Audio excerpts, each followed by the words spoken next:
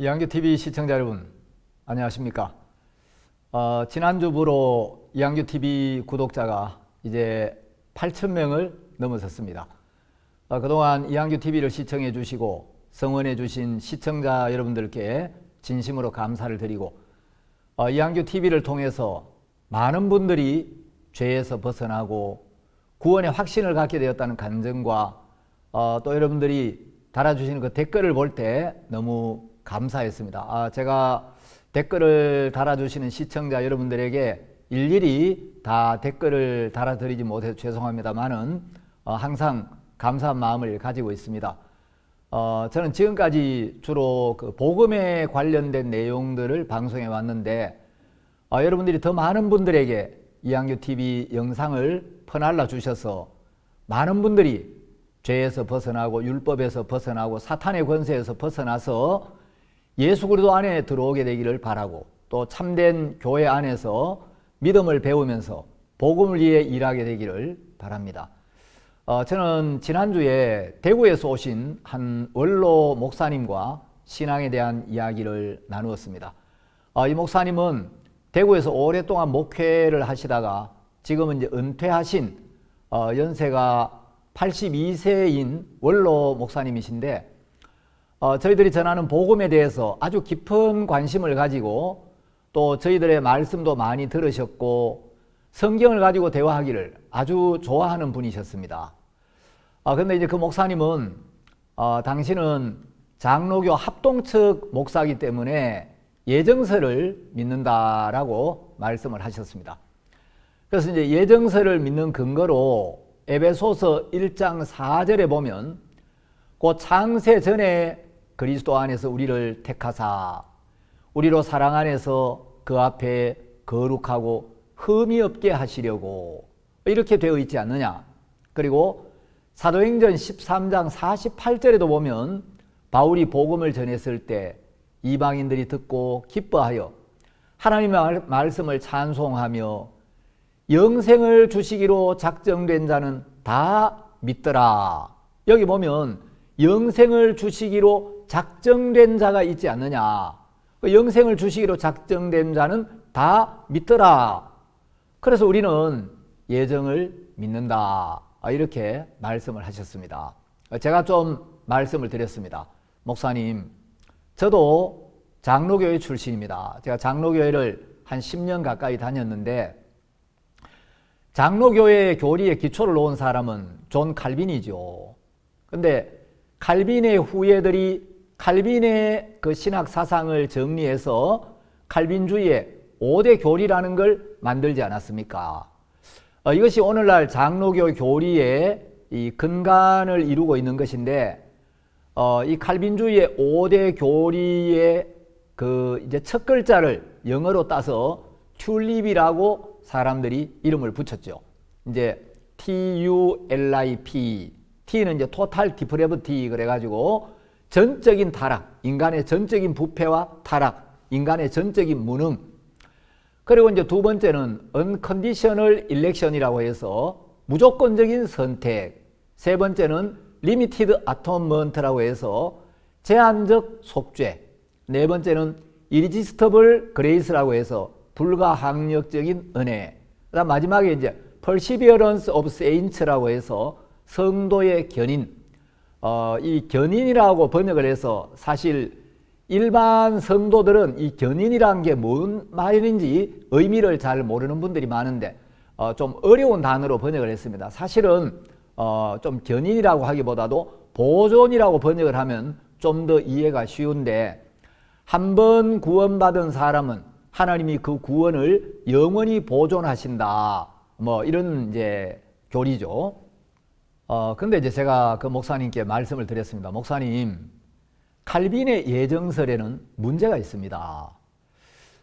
칼빈이 지은 여러 이제 저서들 중에 가장 대표적인 저서가 기독교 강요인데, 제가 이제 기독교 강요를 자세히 한번 읽어봤습니다. 제가 오늘 책을 하나 가지고 왔는데, 이것은 원광년 목사님이 번역을 하고 크리스찬 다이제스트사에서 출판한 책인데, 요 세 권의 책 중에 이제 상중하가 있는데 이 중입니다. 제가 가지고 있는 것은 요게 이제 칼빈이 26살 때 이 기독교 강요 초판을 냈고 계속 이제 그 뒤에 수정을 했는데 제가 가지고 있는 이 책은 1559년에 칼빈이 출판한 최종판을 번역한 겁니다. 근데 이제 이 책 512페이지에 보면 칼빈이 이런 이야기를 했습니다. 하나님은 각 사람이 어떻게 될 것인지에 대해서 그가 원하신 바를 친히 그의 영원한 작정으로 말미암아 결정하셨는데 우리는 이 하나님의 영원한 작정을 가리켜 예정이라 부르는 것이다. 모든 사람이 다 동등한 조건으로 창조함을 받은 것이 아니다. 오히려 어떤 이들에게는 영원한 생명이 미리 정해져 있고 또 어떤 이들에게는 영원한 저주가 미리 정해져 있다. 그러므로 누구나 이 두 가지 중 어느 한 방향으로 향하도록 창조함을 받았기 때문에 우리는 사람이 생명에 이르거나 혹은 사망에 이르도록 예정되었다고 하는 것이다. 이렇게 말하고 있습니다. 자, 그러니까 이제 창세전부터 어떤 사람들은 영원한 생명을 얻도록 어떤 사람들은 영원한 멸망을 얻도록 미리 하나님께서 결정을 하셨고 미리 정해져 있다는 거죠. 자, 그리고 이 책 519페이지에는 칼빈이 이런 이야기를 합니다. 그러므로 우리는 성경이 분명히 보여주는 바와 같이 그의 영원하고도 불변한 계획을 통해서 하나님께서는 구원에 이르도록 받아들이실 자들과 또한 그 반대로 멸망에 내어주실 자들을 오래전에 단번에 정하여 세우셨다고 말한다. 택함받은 자들에 대해서는 이 계획이 인간의 가치와는 상관없이 하나님이 값없이 주신 긍휼함을 기초로 한 것이라는 것과 반대로 정죄에 내어주신 자들에 대해서는 공의롭고 비난할 수 없으며 불가해한 그의 판단에 의하여 생명의 문을 막아놓으셨다는 걸 주장한다. 여기 불가해한 이 말은 이해가 불가능한. 그래서 이제 정죄에 내어주신 자들에 대해서는 공의롭고 비난할 수 없으며 이해가 불가능한 하나님의 판단에 의하여 생명의 문을 막아놓으셨다는 것을 주장한다. 그리고 몇 줄 내려가면 주께서 그의 택하신 자들을 부르심과 칭의로서 인치시듯이 버리운 자들에 대해서는 그의 이름을 아는 것과 그의 성령의 거룩하게 하심을 접하지 못하도록 막으심으로써 말하자면 이런 표지들을 통해서 과연 어떠한 심판이 그들을 기다리고 있는지를 나타내시는 것이다. 칼빈은 이렇게 이야기를 하고 있습니다. 또 이 책 541페이지에서는 이렇게 이야기를 하고 있습니다. 하나님께 선택받지 않고 그냥 버려둠을 받은 자들은 하나님께 정죄를 받는 것이며 또한 하나님께서 그렇게 하시는 데에는 오직 그가 자기의 자녀들을 위하여 예정하시는 그 기업에서 그들을 제외시키기를 기뻐하신다는 것 이외에 다른 이유가 없는 것이다. 천사들까지도 찬양에 마지 않는 그의 불가해한 계획을 하나님께서 그의 말씀으로 가르치시는 것에 제재를 받기를 거부한다면 그런 인간의 오만함은 도저히 용납할 수 없는 것이다. 그러나 지금까지 가르침을 받은 대로 긍휼을 베푸시는 것이 하나님의 손안에 있는 것처럼 그와 똑같이 완악하게 하시는 것도 하나님의 손안에 있고 또한 그의 뜻이다. 그러면서 칼빈은 하나님의 궁극적인 주권을 인정해야 하며 이 부분은 인간이 감히 왈가왈부하거나 침범할 수 없는 영역이라는 식의 결론을 내리고 있습니다. 오늘날 많은 장로교인들은 이 내용을 하나님의 절대 주권이라고 말하고 하나님의 절대 주권에 대해서는 인간이 침범할 수도 없고 인간이 이해할 수도 따져서도 안 되는 범위 안에 있다라고 이제 방패를 쳐버립니다. 또 이 책 557페이지에는 이렇게 이야기를 하고 있습니다. 하나님께서는 그가 우리를 어떻게 처리하실지를 단번에 결정지어 놓으셨다. 그러므로 만일 구원을 작정하셨다면 그가 정하신 때에 우리를 구원으로 이끌어 가실 것이며, 만일 죽음을 정해 놓으셨다면 우리가 아무리 싸워도 허사가 될 뿐이다. 이렇게 이야기를 하고 있습니다. 칼빈이 중세 암흑기에 종교개혁을 통해서 프로테스탄트의 발전에 공헌한 부분도 크지만 이 예정에 대한 교리는 분명히 문제가 있는 주장입니다. 사실 원래 칼빈주의자였다가 칼빈주의의 수정과 개혁을 요구하게 된 사람 중에 대표적인 사람이 네덜란드의 신학자 야코비스 아르미니우스였습니다.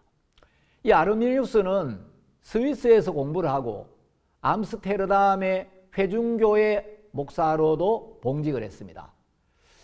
이 아르미니우스 생애 최후의 6년간은 이제 레이덴 대학에서 교수 생활도 했습니다. 아르미니우스는 칼빈의 사위였던 엄격한 칼빈주의자 베자와 다른 스승들 밑에서 공부하고 엄격한 칼빈주의자로 시작을 했는데 마침내 나중에는 칼빈주의를 반격하는 자로 변하게 됩니다. 그 당시에 아주 학식 있는 그 평신도였던 코른 헤르트가 있었는데, 이 코른 헤르트는 1589년에 베자의 이중 예정론을 논박하는 학술과 강연을 하고 저서를 발행했는데 이것이 신학계의 돌풍을 일으키게 되었죠. 코른 헤르트는 베자가 말한 대로 만약 하나님께서 어떤 사람은 지옥에 가기로 미리 정해 놓으셨다면 하나님은 죄의 창시자가 된다는 결론에 이르게 된다. 그 이 헤르트가 매우 뛰어나게 그의 논쟁을 이끌어가자 칼빈주의 자체가 침해를 받을 것 같은 위기를 느끼게 되었고, 이제 칼빈주의자들은 이 코른 헤르트를 논파할 수 있는 임무를 아르미니우스에게 맡기게 됩니다. 아르미니우스는 이 로마서를 자세히 연구를 하면서 실제로 바울이 가르친 것은 베자가 주장한 예정론과 다르다는 사실을 확신하게 됩니다. 개인의 구원은 창세 전에 하나님이 일방적으로 작정해 놓은 게 아니라 누구든지 복음을 믿으면 구원을 받는 것이고 하나님은 그 믿음을 의로 여기신다. 그래서 이제 다른 관점에 서서 성경의 예정을 이제 살펴보게 됩니다.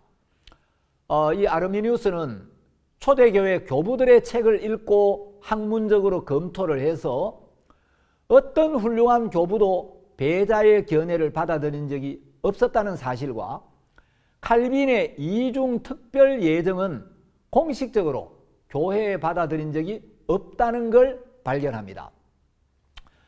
아르미니우스의 이러한 연구 결과로 인해서 코른 헤르트에 대하여 이제 이단이라고 논박할 수가 없게 된 거예요. 아르미니우스는 특히 레이덴 대학교의 동료 교수인 프란치스쿠스 고마루스와 치열한 논쟁을 벌였는데, 이 온건한 기질을 가지고 있던 아르미니우스는 논쟁을 하기를 원치를 않았습니다. 그런데 어쩔 수가 없었습니다.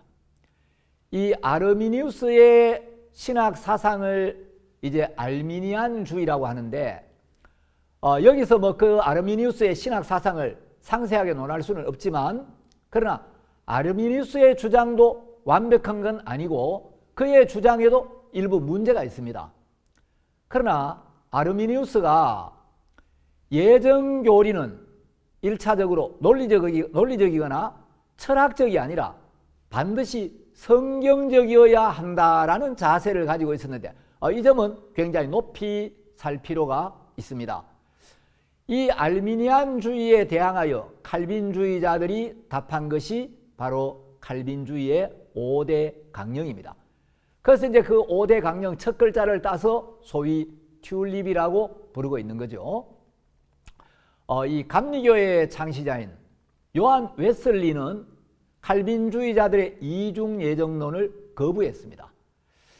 하나님께서 하나님의 변함없고 거역할 수 없는 작정에 따라서 수많은 사람들이 태어나기도 전에 이미 영원한 멸망에 이르도록 작정하셨다는 주장은 심각한 잘못이라는 거죠. 더욱이 그런 작정이 어떻게 하나님 자신의 주권적이며 기뻐하는 뜻에 따른 것일 수 있느냐고 웨슬리는 반문을 하고 있습니다. 자, 예정되고 선택된 자들은 결국 구원을 받게 되고 구원에서 제외된 자들, 자, 이런 사람들을 이제 신학적인 용어로 좀 어려운 말로 유기된 자들이라고 합니다. 유기라는 말은 내다 버린다 이런 뜻인데, 여러분 그 애완견들 중에 버려진 애완견들을 유기견이라고 하죠. 그래서 유기라는 말은 이제 내다 버린다 이런 뜻인데, 자, 이제 구원을 받은 사람들과 유기된 사람들, 이 두 종류의 사람들이 있는데, 이제 칼빈주의자들에 의하면 유기된 자들에게는 구원의 가능성이 완전히 차단되고 결국에는 멸망을 당할 수밖에 없다. 자, 이런 교리는 여러 가지 위험성을 내포하고 있고 하나님의 성품과 하나님의 말씀을 완전히 뒤집어 엎는 지경에까지 이르게 하는 신성모독의 교리가 된다는 게 요한 웨슬리의 지적입니다.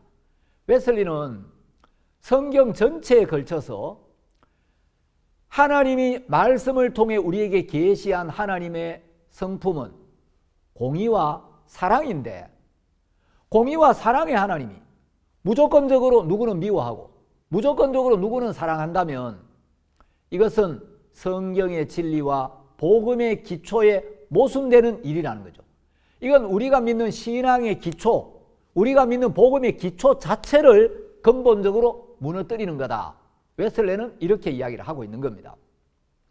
자, 이제 제가 말씀을 나누었던 그 원로 목사님은 당신은 칼빈주의를 굳게 믿는다고 말씀을 하셨습니다. 그래서 제가 물었습니다. 목사님, 만일 목사님이 말씀하시는 그런 이중예정의 교리를 믿으신다면 그건 마치 어떤 프로그래머가 프로그래밍한 대로 움직여지는 프로그램 같은 존재가 인간입니다. 인간은 그냥 프로그래머가 프로그래밍한 대로 움직여지는 이제 그런 이 자동 인형이나 로봇에 불과한 존재일 뿐이죠. 자, 이런 주장은 인간이 기계와 유사하다는 생각에 기반을 두고 있는 기계적 결정론과 맞닿아 있습니다. 철학에서 이 결정론이라는 게 있습니다. 디터미니즘이라는 게 있는데, 이 결정론은 과거의 원인이 미래의 결과가 되고 이 세상의 모든 사건은 이미 정해진 곳에서 정해진 때에 이루어지게 되어 있다, 이런 이론입니다. 결정론에 따르면 우주에서 일어나는 모든 사건과 운동은 이미 그 전부터 결정되어 있으며 어떤 법칙에 따라 합리적으로 움직인다는 거죠. 자, 구원과 멸망이 창세 전부터 하나님에 의해서 미리 결정되어 있다면 이런 교리는 인간의 자유의지를 완전히 배제시키는 거죠. 그렇다면 지옥으로 떨어지고 멸망으로 가는 인간들에 대해서 어떻게 공의로운 하나님이 정죄를 할 수가 있고 인간들에게 어떻게 구원을 받지 못한 책임을 물을 수가 있겠습니까? 하나님께서 아예 창세 전부터 어떤 사람들을 지옥 보내기로 정해놓고 그 인생들을 창조한 뒤에 멸망의 길로 가게 하신다면 그런 하나님이 어찌 공의와 사랑의 하나님이라고 말할 수가 있겠습니까? 만일 여러분을 멸망시키기로 하나님이 창세 전부터 정해놓고 하나님이 창세 전에 여러분을 멸망시키기로 지옥 보내기로 작정해놓고 여러분을 유기하기로 정해놓고 여러분을 창조하셨다면 그럼에도 불구하고 여러분은 하나님은 공의로우신 하나님이시다. 하나님은 사랑이시다. 하나님이 절대 주권을 가지고 하나님 자기 마음대로 나를 창조하시고 나를 지옥 보내는데 내가 뭐라고 하겠나? 여러분 그렇게 말할 수 있겠습니까? 자, 여러분을 창세 전에 하나님의 구원의 계획에서 아예 제외를 시켜놓고 여러분을 지옥 보내기로 미리 정해놓고 여러분을 세상에 태어나게 했다가 죽을 때 영원한 지옥으로 보낸다면 그건 뭐 하나님의 절대 주권에 속한 거니까. 피조물인 우리야, 창조주 하나님이 자기 마음대로 정하고 자기 마음대로 지옥 보낸데 우리가 뭐 할 말이 있나? 그건 뭐 따질 수 없지. 그래도 하나님은 공의롭고 사랑이신 하나님이라고 믿어야지. 여러분 그렇게 말할 수 있겠습니까? 이런 교리는 하나님의 공의와 사랑이라는 진리의 기초를 근본적으로 무너뜨리고 하나님을 일방적이고 이해할 수 없는 폭군으로 만드는 거죠. 그래서 이제 칼빈은 하나님이 불가해한 이 영역에, 이제 이 예정에 대한 교리는 불가해하다는 거죠. 인간의 이해가 불가능하다는 거죠. 그 이해할 수 없는 거고 이해하려고 할 필요도 없는 거죠. 제가 대구에서 오신 그 목사님에게 물었습니다. 목사님, 만일 목사님이 하나님에 의해서 창세 전부터 육이 될 자로 작정되어서 목사님이 지옥에 떨어지기로 이미 정해져 있고 세상에 태어나 인생을 살다가 세상을 떠날 때 영원한 지옥불에 떨어져서 영원히 죽지도 못하고 계속해서 고통을 받는다면 그래도 하나님이 공의로우시다고, 그래도 하나님은 사랑이시라고 말하고 이건 불가해하지만, 이해가 불가능하지만 하나님의 절대 주권에 속한 일이기 때문에 우리가 아무 말도 할 수 없다고 말할 수가 있겠습니까? 이렇게 물었더니 그 목사님이 글쎄 그렇게 말하면 우리 장로교에서도 거기에 대해서는 답변이 참 어렵습니다. 이렇게 표현을 하시더라고요. 제가 말했습니다. 목사님, 디모데전서 2장 4절에 보면 하나님은 모든 사람이 구원을 받으며 진리를 아는 데 이르기를 원하시느니라 하고 말씀하셨습니다. 자, 하나님은 모든 사람이 구원받기를 원하시고 하나님은 모든 사람이 진리를 아는 데 이르기를 원하시는데 그런 하나님이 창세 전부터 어떤 사람은 유기시키기로 아예 정해놓았다. 하나님 모든 사람이 구원받기를 원한다고 하시는데 그런 하나님이 어떤 사람은 아예 창세 전부터 지옥 보내기로 멸망을 시키기로 정해놓았다. 이거는 상충되는 교리고 이건 성경과 큰 모순이 되는 겁니다. 그리고 목사님, 요한복음 3장이라 여러 말씀을 보십시오. 요한복음 3장 15절에 보면 이는 저를 믿는 자마다 영생을 얻게 하려 하심이니라. 자, 누구든지 저를 믿는 자마다 자기 생각이나 자기 판단을 믿지 않고 어떤 사람이든지 예수 그리스도를 믿는 자마다 영생을 얻게 하는 게 하나님의 뜻입니다.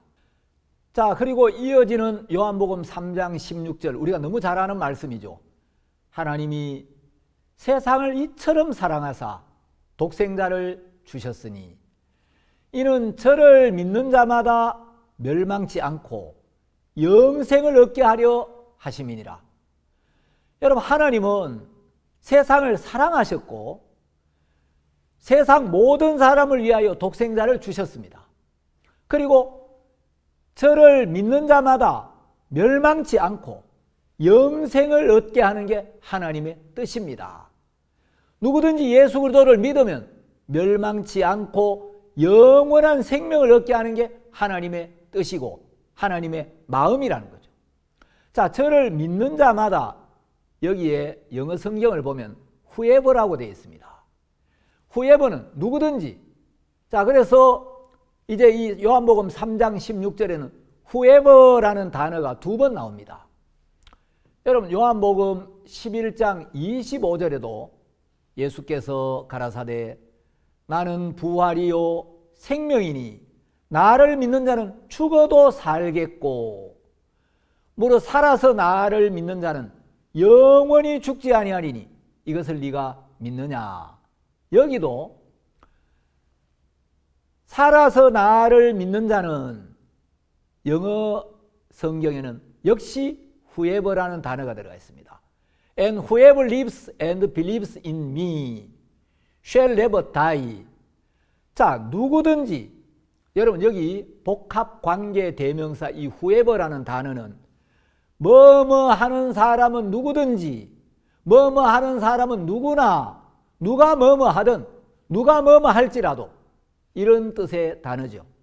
그러니까 whoever lives and believes in me, 이 말은 믿는 사람은, 나를 믿는 사람은 누구든지, 누가 믿을지라도 이 말입니다. 자, 요한복음 5장 24절에도 내가 진실로 너희에게 이르노니 내 말을 듣고 또 나 보내신 이를 믿는 자는 영생을 얻었고 심판에 이르지 아니하나니 사망에서 생명으로 옮겼느니라. 여러분, 누구든지 예수님의 말씀을 듣고 우리를 구원하기 위하여 예수 그리스도를 보내신 하나님을 믿는 자는 세 가지 약속을 세웠습니다. 믿는 순간 영원한 생명을 얻었고 심판에 이르지 아니하고 사망에서 생명으로 옮겨졌다. 옮겨 놓았다. 사망 아래 있는 우리를 예수님이 건져내서 생명의 세계로 옮겨 놓았다는 거죠.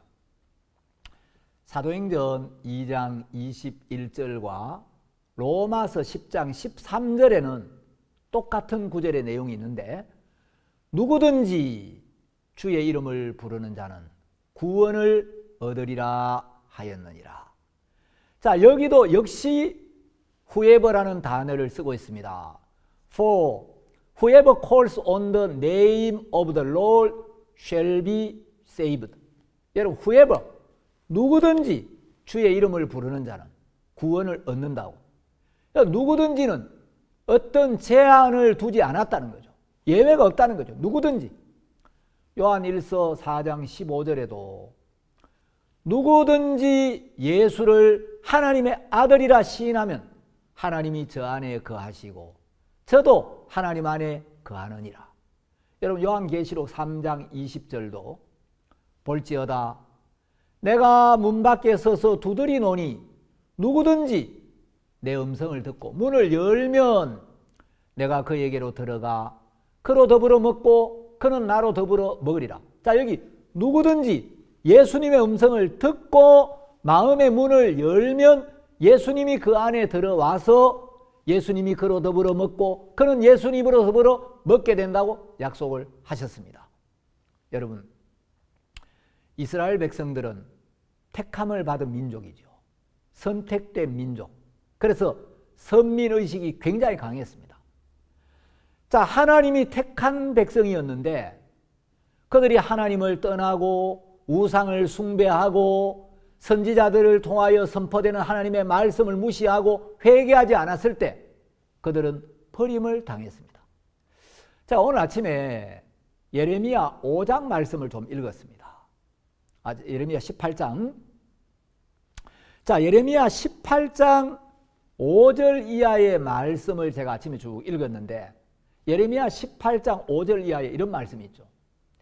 때에 여호와의 말씀이 내게 임하니라. 가라사대 나 여호와가 이르노라.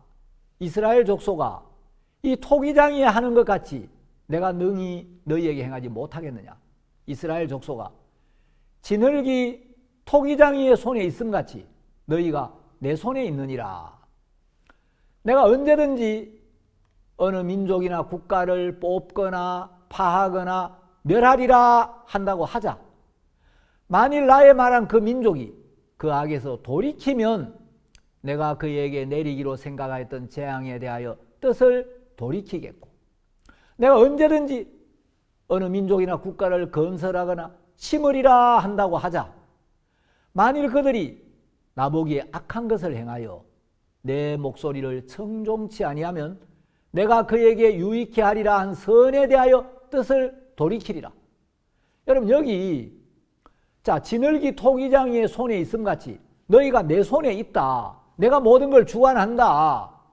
그런데 내가 어떤 민족을 뽑거나 어떤 국가를 파하거나 멸해야 되겠다.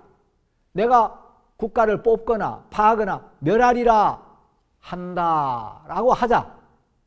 자, 하나님이 어떤 국가나 민족을 뽑고 파하고 멸하려고 마음을 정했어요.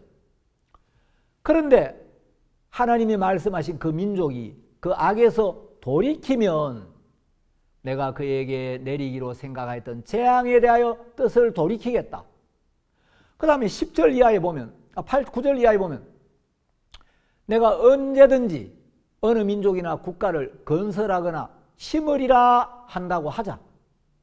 만일 그들이 나보기에 악한 것을 행하여 내 목소리를 청종치 아니하면 내가 그에게 유익해 하리란 선에 대하여 뜻을 돌이키리라. 여러분, 하나님이 멸하려고 했어도 그 민족이 그 나라가 마음을 돌이키면 하나님이 재앙을 내리기로 했다가 뜻을 돌이키겠고, 하나님이 어떤 민족이나 국가를 건설하고 심으려고 했어요. 하나님이 그 국가나 민족을 심으려고 뜻을 정했고 그 민족을 택했는데 그들이 악을 행하고 하나님의 목소리를 청종치 아니하면 하나님이 그에게 유익해 하리라 한 선에 대하여 뜻을 돌이키겠다는 거죠. 여러분, 이건 뭘 이야기합니까? 하나님은 인간에게 자유의지와 선택권을 주셨다는 거죠. 하나님은 인간의 자유의지를 완전히 배제하고 하나님께서 창세전에 일방적으로 구원받을 자와 지옥 보낼 자를, 구원받을 자와 유기 될 자를 미리 정해놓으신 게 아니라는 거죠. 그런 주장은 결코 성경적이지 않습니다. 자, 마태복음 10장에 보면 예수님을 은30에 팔고 배반한 가룟 유다가 있습니다. 여러분, 가룟 유다도 주님이 택하시고 부르신 12사도 중에 있습니다. 자, 마가복음 3장 14절에 보면 가룟 유다도 주님이 세우셨다고 기록되어 있습니다. 마가복음 3장 13절에 이렇게 기록되어 있습니다. 또 산에 오르사 자기의 원하는 자들을 부르시니 다 나아온지라. 이에 12를 세우셨으니 이는 자기와 함께 있게 하시고 또 보내사 전도도 하며 귀신을 쫓아내는 권세도 있게 하려 하심이라. 여러분, 누가복음 6장 13절 이하에 보면 발금에 그 제자들을 부르사 그 중에서 12를 택하여 사도라 칭하셨으니 곧 베드로라고도 이름 주신 시몬과 및 형제 안드레와 및 야고보와 요한과 빌립과 바돌로메와 마테와 도마와 알페오의 아들 야고보와 및 셀롯이라는 시몬과 및 야고보의 아들 유다와 및 예수를 파는 자 될 가롯 유다라. 여러분, 여기 가롯 유다도 예수님이 당신의 제자라고 성경에 기록을 했고 그 제자들을 부르사 그 중에서 12를 택하여 예수님이 택했죠. 그래서 사도라고 칭했습니다. 자, 가룟 유다도 예수님이 제자로 부르셨고 예수님이 택하셨고 예수님이 사도라고 칭했습니다. 자, 그 가룟 유다도 예수님이 친히 부르시고 친히 택하여 세운 사도였는데 그러나 그는 주님의 말씀을 따라 주님과 마음을 함께하지 아니하고 사탄이 넣어주는 생각을 받아들여서 주님을 배반하고 은30에 주님을 팔았습니다. 자, 가룟 유다는 사도로 택함을 받았습니다. 성경이 분명히 누가복음 6장 13절 이하에 주님께서 그 중에서 12를 택했다고 기록되어 있습니다. 가룟 유다도 예수님이 택한 사도였습니다.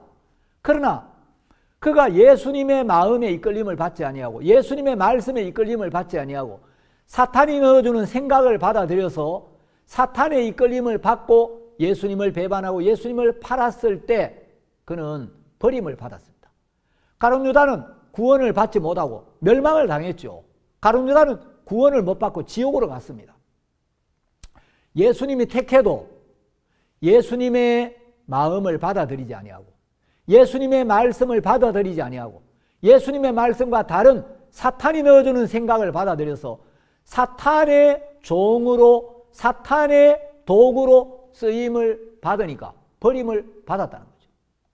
그러니까 이제 이 장로교 목사님께서 사도행전 13장 48절 말씀을 인용을 하시면서 목사님, 여기 영생을 주시기로 작정된 자들이 있지 않습니까? 이렇게 말씀하셨습니다. 여러분 사도행전 13장 48절에 보면 이제 바울이 복음을 쭉 전합니다. 그 사도행전 13장 앞부분에 보면 바울이 우리가 율법을 지켜서 의롭게 되는 게 아니라 예수 그리스도를 믿는 믿음으로 의롭다함을 얻는다. 이 복음을 전했어요. 그런데 48절에 보면 이방인들이 듣고 기뻐하여 하나님의 말씀을 찬송하며 영생을 주시기로 작정된 자는 다 믿더라. 이런 말씀이 있죠. 자, 그래 이제 제가 목사님 물었습니다. 그럼 목사님, 어떤 사람이 영생을 주시기로 작정된 자인지, 어떤 사람이 영생을 주지 않기로 작정된 자인지 어떻게 알 수 있습니까? 이 목사님이 답변을 못 하시는 거예요. 여러분, 우리가 구원받기로 예정된 자인지, 우리가 구원받기로 택함을 받은 자인지 아닌지 이걸 판단하고 분별하는 기준은 하나님의 말씀이어야 합니다. 자, 성경이 분명하게 증거하는 사실 한 가지는 로마서 8장 29절 30절에 하나님이 미리 아신 자들로 또한 그 아들의 형상을 본받게 하기 위하여 미리 정하셨으니 이는 그로 많은 형제 중에서 맏아들이 되게 하려 하심이니라. 또 미리 정하신 그들을 또한 부르시고 부르신 그들을 또한 의롭다 하시고 의롭다 하신 그들을 또한 영화롭게 하셨느니라. 자, 이 말씀을 볼 때에 한 가지 분명한 사실은 하나님은 예수 그리스도 안에서 우리를 구원할 계획을 세워놓으셨고 하나님은 미리 정하신 자들을 부르신다는 거죠. 그리고 부르신 자들은 또한 의롭다고 하신다는 거죠. 그러니까 내가 의롭다함을 받았다는 것은 하나님의 부르심을 받은 증거가 되는 겁니다. 자, 우리는 성경을 다 알 수는 없지만 로마서 8장 29절 30절에서 분명한 것은 하나님이 미리 아신 자들을 미리 정하셨고 미리 정하신 그들을 부르시고 부르신 자들을 의롭다 하시고 의롭다 하신 자들을 영화롭게 하셨다라고 말씀을 하셨는데 하나님 나를 부르셨는지 안 부르셨는지 어떻게 아냐? 부르심의 증거는 의롭다 하신다는 거죠. 내가 의롭다 하심을 받았다는 것은 하나님이 나를 부르셨다는 거죠. 이제 사도행전에서 영생을 주시기로 작정된 자라는 표현이 나오는데 자, 분명한 것은 영생을 주시기로 작정된 자는 예외 없이 다 복음을 믿었다는 겁니다. 사도행전 13장 48절에서 영생을 주시기로 작정된 자는 다 의롭다는 말씀을 믿었다는 거예요. 사도행전 13장 앞부분에서 바울이 증거하고 있는 것은 바로 예수 그리스도의 죽음과 부활, 그 죽음으로 말미암아 우리를 의롭게 하시고 부활로 말미암아 사망을 이기신 이 은혜의 복음이죠. 자, 사도행전 13장 38절을 보겠습니다. 그 사도행전 앞부분에 있는 내용입니다. 그러므로 형제들아 너희가 알 것은, 여러분 우리가 알아야 되는 게 있는데 이 사람을 힘입어 죄 사함을 너희에게 전하는 이것이며, 이 사람은 예수 그리스도를 가리키는데 이 사람을 힘입어 죄 사함을 너희에게 전하는 이것이며 또 모세의 율법으로 너희가 의롭다 하심을 얻지 못하던 모든 일에도 이 사람을 힘입어 믿는 자마다 의롭다 하심을 얻는 이것이라. 이것이 복음입니다. 이게 진리입니다. 바울이 비시디아 안디옥에서 이 복음을 증거했을 때 영생을 주시기로 작정된 자들은 다 이 복음의 말씀을 믿었다는 거예요. 바꿔 말하면 복음을 믿는 자들은 다 영생을 주시기로 작정된 자들인 거예요. 복음을 믿은 사람들이 하나님께 버림을 당할 수가 있겠습니까? 결코 그럴 수 없습니다. 그리스도의 복음을 받아들인 사람들이 그리스도로부터 버림을 받을 수가 있겠습니까? 그건 절대로 있을 수 없는 일이죠. 예수님이 당신을 믿은 사람들을 버리신다면 우리가 어떻게 그런 분을 믿을 수 있고 따를 수가 있겠습니까? 당신을 믿은 사람들을 버리신다면 우리가 어떻게 그분을 따를 수가 있겠냐는 거죠. 말씀을 볼 때 분명한 사실은 영생을 주시기로 작정된 자는 다 복음의 말씀을 믿었다는 사실입니다. 바꿔 말하면 복음을 믿은 사람들은 다 영생을 주시기로 작정된 자라는 거죠. 자, 하나님께서 어떤 사람에게 영생을 주시기로 작정하셨습니까? 잘못된 칼빈주의자들처럼 하나님께서 창세 전에 몇몇 특정한 사람들에게만 영생을 주시기로 영생을 줄 사람을 미리 선택하고 미리 정해놓은 게 아닙니다. 하나님은 누구든지 예수 그리스도의 복음을 듣고 믿는 자들에게는 영생을 주시기로 영생 얻는 자의 기준을 정해놓은 겁니다. 그래서 복음을 듣고 믿는 모든 사람들은 영생을 얻게 되어 있습니다. 복음을 믿는 사람들은 모두 영생을 얻기로 작정된 자라는 거죠. 에베소서 1장 4절에 보면 곧 그리스도 안에서 창세전에 우리를 택하사 이런 말씀이 있죠. 자, 이 택함을 킹제임스 버전 영어 성경에 보면 초우저로 표현을 하고 있는데 이건 이제 고르다, 선택하다 이런 뜻이죠. 예수님께서는 우리의 모든 죄를 씻으시고 우리를 의롭게 하신 이 은혜의 복음을 믿는 사람들은 당신의 자녀로 택하기로 정하신 겁니다.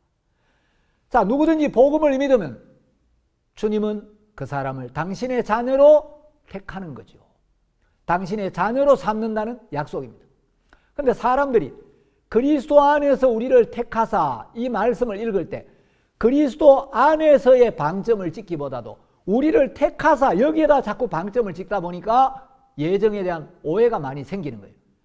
그리스도 안에서 택함을 받습니다.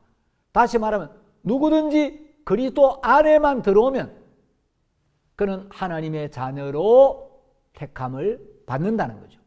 자, 예를 들어서 누구든지 서울대학교에 지원할 수 있고 입학할 수 있습니다. 그러나 서울대학교에는 아무나 들어갈 수 없습니다. 서울대학교에서는 해마다 신입생 모집 공고를 하죠. 그리고 전국에 있는 학생들을 부릅니다. 그 신입생 모집 공고를 보고 응시를 해서 누구든지 합격점에 도달만 하면 서울대학생이 되는 자격을 얻는 거죠.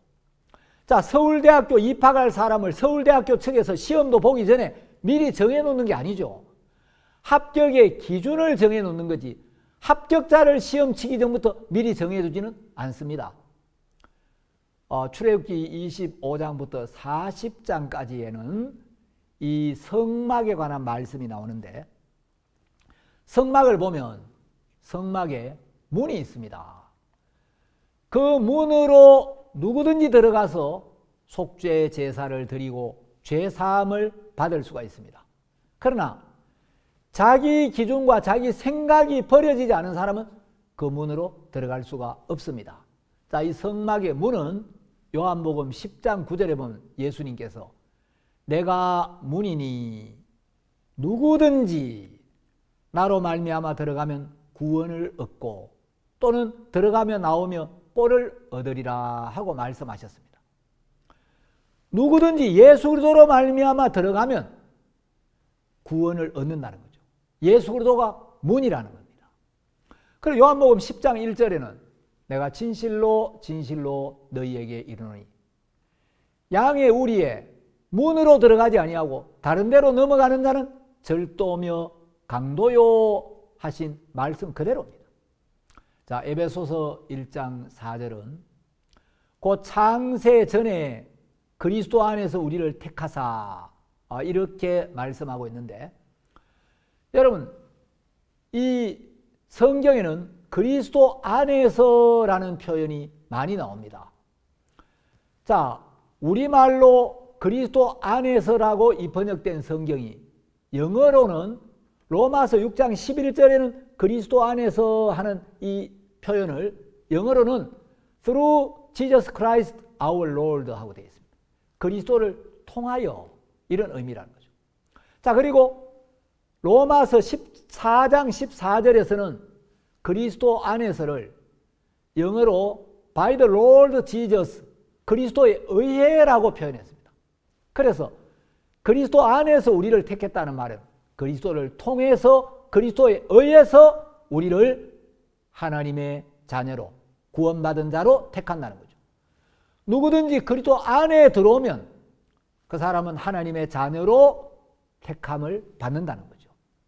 하나님께서는 온 세상 모든 사람을 사랑하셨고 세상 모든 사람을 위하여 그리스도를 보내셨습니다. 그리고 그 그리스도로 말미암아 그리스도를 통해서 우리의 모든 죄를 단번에 영원토록 깨끗하게 씻으셨습니다. 우리의 모든 죄를 완벽하게 사하셨습니다. 그래서 십자가에서 영원한 속죄가 이루어졌기 때문에 하나님은 우리를 영원히 의롭다고 말씀하시는 겁니다. 이것이 복음입니다. 예수 그리스도는 온 세상의 죄를 지고 십자가에 못 박혀 피를 흘리고 돌아가셨습니다. 그 피로 온 인류의 죄를 완벽하게 씻으시고 영원히 사해 놓으셨습니다.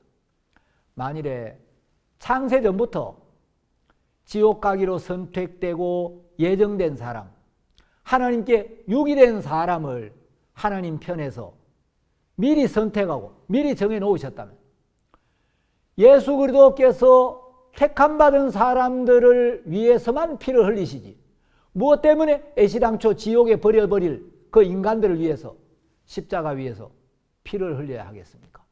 어차피 창세전에 하나님 편에서 지옥 보내기로 어떤 사람을 작정하셨다면 하나님께서 어차피 지옥 보낼 인간들, 어차피 지옥으로 버려버릴 인간들을 위해서 무엇 때문에 당신 아들의 피를 흘리게 해야 했겠습니까?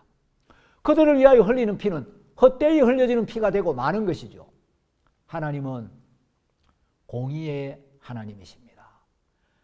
하나님은 우리를 인도하시지만 또 우리 인생이 하나님의 섭리와 계획 안에 있는 건 사실이지만 인간에게 자유의지를 주셨고 인간은 그리스도의 복음을 받아들일 수도 있고 거부할 수도 있습니다. 하나님은 세상의 모든 사람들을 사랑하셔서 모든 사람들의 죄를 사해 주셨습니다. 그리고 누구든지 이 은혜를 깨닫고 이 은혜의 복음을 받아들이고 믿기만 하면 복음을 믿는 모든 자들에게는 영생을 주신다고, 복음을 믿는 순간 영생을 얻었다고 성경에 명확하게 약속이 되어 있습니다. 누구든지 예수 그리스도의 보혈로 죄 사함을 받고 의롭게 되면 그는 영생을 얻고 구원을 받고 성령을 선물로 받고 하나님과 영원히 하나가 되어서 천국의 백성이 되는 겁니다. 성경은 그렇게 말하고 있습니다. 저는 성경을 믿습니다. 여러분도 하나님의 말씀을 그대로 믿으십시오.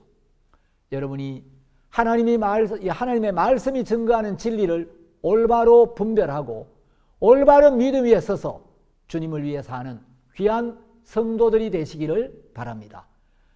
공감하시는 분들은 이양규TV 영상을 많은 분들에게 퍼날라 주시고 구독 신청도 해주시기를 바라고 또 여러분 마음을 댓글로 표현해 주시면 방송을 하는 저에게는 많은 힘이 되겠습니다. 감사합니다.